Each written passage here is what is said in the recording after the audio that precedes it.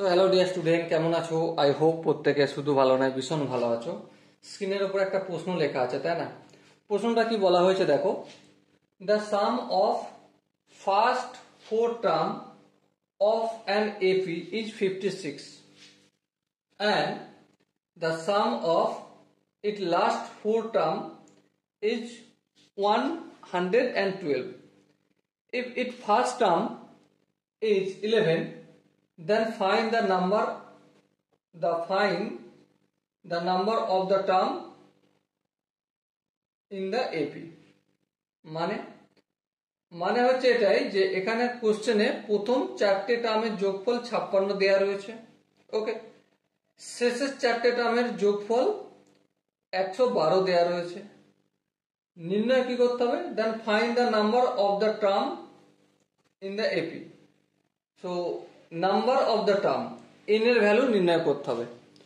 তো চলো আমরা একটা কাজ করে নিই। কি কাজ? ফার্স্ট যে চারটে নাম্বার রয়েছে, প্রথমটা এ ধরছি, দ্বিতীয়টা আমরা ধরছি এ প্লাস ডি, তৃতীয়টা ধরছি আমরা এ প্লাস 2d, আর চতুর্থটা ধরছি আমরা এ প্লাস 3d। এবারে এই সবগুলোর আমরা যোগ করছি, তাহলে এই যোগ চিহ্ন দিলাম, এই যোগ চিহ্ন দিলাম, এই যোগ চিহ্ন দিলাম। আনসার কি আসবে? আনসার আসবে আমার 56, ওকে। এবারে দেখো যদি অ্যাড ফ্যাড করি, এ এ এ এ 4a, হ্যাঁ, D 2d, 3d plus 3d কত হবে? 6d, okay. D into 6d equal to 56। এবার দেখো কোশ্চেনে আমার বলা রয়েছিল ফার্স্ট টার্ম যেটা আমরা এ ধরেছিলাম, তার ভ্যালু কত? 11। সো লিখে দাও এর জায়গায় 11 plus 6d equal to 56। 6d equal to 56। 4 11 44, এই 44টা যদি সমানের অপোজিট দিকে যায় -44 হবে। 56 থেকে 44 বিয়োগ করলে 12। সো আলটিমেট ডি সমান কত পাবো আমি? 12 ডিভাইডেড বাই 6, তার মানে 2 পেলাম। আই হোপ এখানটা কারো বুঝতে অসুবিধা হয়নি। এরপরে যে গল্পটা করব, লাস্ট যে চারটে টার্ম আমরা পেয়েছি তার যোগফল কত বলে দেয়া রয়েছে? 112। লাস্ট টার্মটা ধরছি আমরা A plus n minus 1 into D. তার আগের টার্মটা কত হবে? Obviously A plus n minus 2 into D হবে। তার আগের টার্মটা কত হবে? A plus n minus 3 into D হবে। আর তার আগের টার্মটা কত হবে? A plus n minus 4 into D. এবারে এইগুলো আমি যোগ করে দিচ্ছি, যেহেতু যোগ চিহ্ন আছে সব যোগ করে দিয়েছি, ঠিক আছে। এই প্রথম টার্ম, এই দ্বিতীয় টার্ম, এই তৃতীয় টার্ম, এই চতুর্থ টার্ম, চারজনের যোগফল হচ্ছে 112।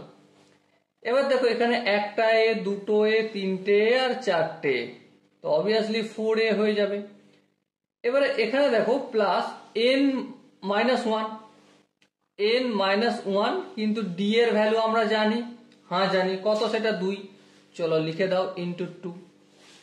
প্লাস এটা তো অলরেডি এখানে লেখা হয়ে গেছে, n মাইনাস 2 ইন্টু ডি এর ভ্যালু জানি, হ্যাঁ সেটা কত? 2 লিখে দিলাম।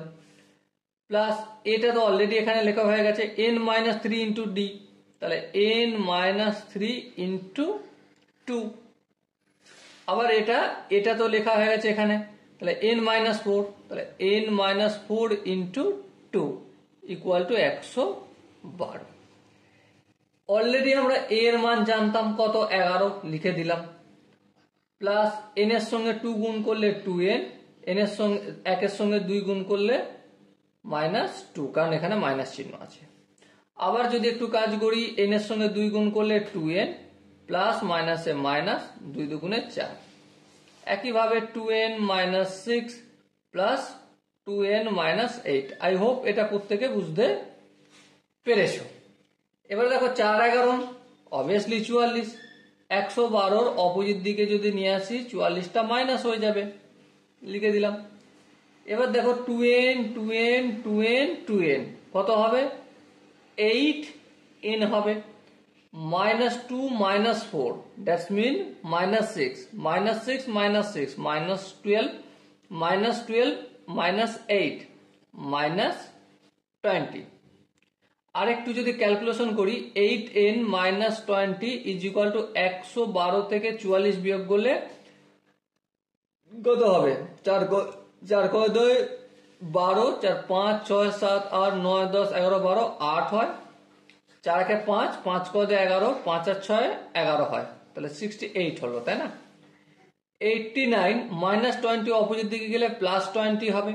68 এর সঙ্গে যদি 20 যোগ করি obviously 88। So n equal to কত? 88 divided by 8। So 8 11 88। So n এর ভ্যালু কত পেলাম আমরা? 11 পেলাম। সো ওখানে যে টার্ম জিজ্ঞাসা করেছিল কতগুলো টার্ম আছে, then find the number of the term of AP. n এর ভ্যালু 11 পেলাম, মানে t11 পর্যন্ত সংখ্যা ওখানে লেখা রয়েছে। Okay, so dear student, I hope এই কোশ্চেনের কনসেপ্টটা প্রত্যেকের বোঝা গেছে। যদি কোনো জায়গায় বুঝতে অসুবিধা থাকে, কনফিউশন থাকে, কি করতে হবে? কমেন্ট সেকশন আছে, কমেন্টটা অবশ্যই জানাতে হবে। আর দেখা হচ্ছে নেক্সট ভিডিওতে। ততক্ষণ পর্যন্ত ভালো থেকো, সুস্থ থেকো এবং জয় হিন্দ।